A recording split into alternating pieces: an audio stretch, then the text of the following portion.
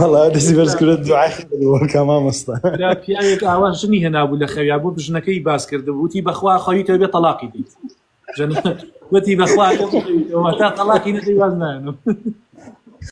ڕاستی خەوێکی بینیوە خێزانم دوو ڕۆژە هەر بیری لێ ئەکاتەوە نازانی تر لە تەفسیری خەوا.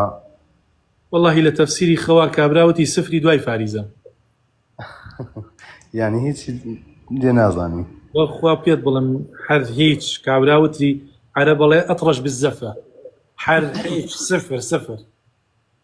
جا ئەو خەوێکی بینیەوە و منش خەوێکم بینیەوە من غەڵەتێکم کرد خەوەکەم بۆی باز کرد. خەوەکەی من لە خەوما ژنی دووەم لێ نابوو.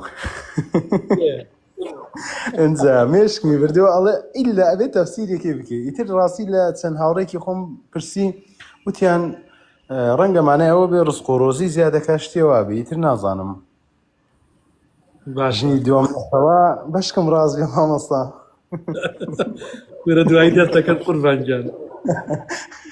ئەوە ئێستا لە تەکمەوە واچاوم لە زەقەکاتەوە. بۆ سەیرم کرد قوربانگیان ئەڵێ رؤية الزواج بزوجة ثانية في المنام على الرزق الوفير الذي سيتحصل عليه الشخص الحالم في الحياة.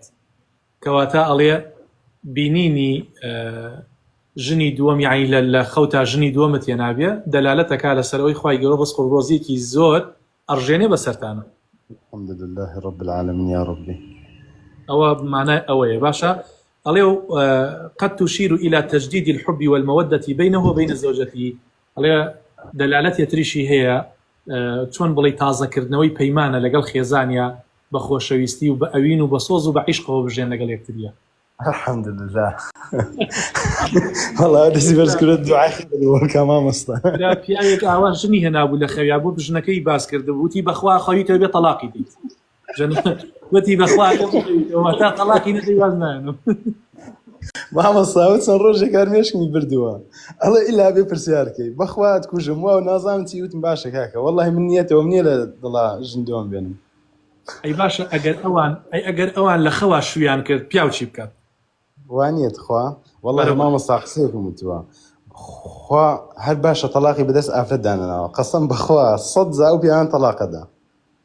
وەڵا قوربانگیان تەلاق بەدەست ژن وایە فرقەی زەلامە هات هەر ڕۆژە و جۆ ڕاگرە ماڵێک لێ قەوما لە گەڕێکێکا گەڕەک نەبوو زەلام تەلاق نەدرێت.